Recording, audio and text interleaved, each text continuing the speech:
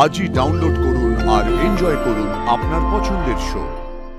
আমাকে কিঙ্কর স্যারকে বাড়ির কাউকে চিনতে পারলেন না, অথচ ঘরটা ছেড়ে চলে গেলেন।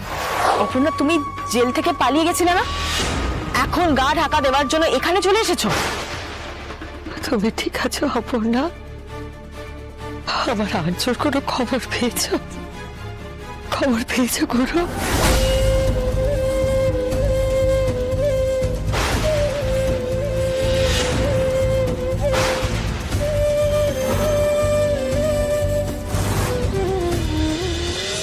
আর্য, আর্য, তুমি ফিরে এসেছো। তোমার কিছু হয়নি তো?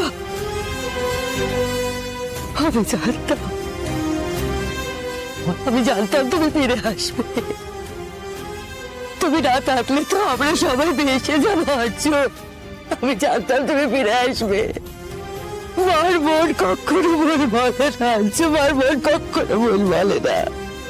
আমি জানতাম তুমি ফিরে আসবে। অপর্ণা একদম ঠিক কথা বলেছিল, বিশ্বাস করো। ও বলেছিল, বারবার বলেছিল যে তোমার কিচ্ছু হয়নি, তুমি বেঁচে আছো। আর আমিও সেটাই বিশ্বাস করেছিলাম। আমি অপর্ণাকে বিশ্বাস করেছিলাম, ওর উপর ভরসা করেছিলাম যে ও আর্যকে ঠিক ফিরিয়ে নিয়ে আসবে, ঠিক ফিরিয়ে নিয়ে আসবে আমার আর্যকে। তবুও খুব ভয় করছিল, জানো তো। ওরা বলছিল নাকি তোমার শ্রাদ্ধ করবে। বিশ্বাস করো, আমি একদম বিশ্বাস করিনি। দাদা, তুমি একবার আমাকে শক্ত করে জড়িয়ে ধরে বলো, একবার আমাকে শক্ত করে জড়িয়ে ধরে বলো যে এই তো আমি। এসব পরে হবে। ও খুব টায়ার্ড, ওকে একটু ঘরে যেতে দাও, একটু ফ্রেশ হয়ে নিক, তারপরে। না না, সেসব তো ঠিক আছে, কিন্তু এসে থেকে উনি একটাও কথা অব্দি বলেননি। দাদা, ও দাদা, দাদা তুমি কথা বলছো না কেন? মা, দাদা কথা বলছো না কেন? আর্য, পরে সব হবে, বসে এখন। না না, এটা তো খুবই অদ্ভুত লাগছে। আর্য তুমি তুমি ঠিক আছো তো?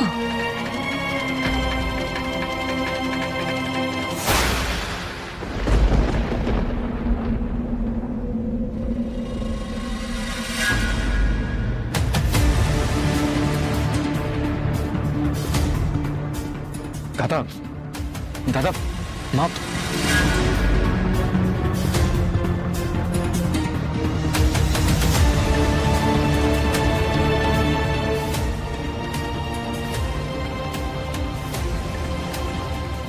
আমাকে কিঙ্কর স্যারকে বাড়ির কাউকে চিনতে পারলেন না, অথচ পড়লেন ঘরটা ছেড়ে চলে গেলেন। কিছুই তো বুঝতে পারছি না আমি। আর্যর কি হয়েছে কিঙ্কর? ও এরকম কেন করছে? এ স্যারের হয়তো কোনোভাবে কোনো কারণে কিচ্ছু মনে পড়ছে না, মানে মনে করতে পারছে না। কি? এমনকি আমাকে, অপর্ণাকে, কাউকে চিনতে পারছে না। এমনকি নিজেকেও না।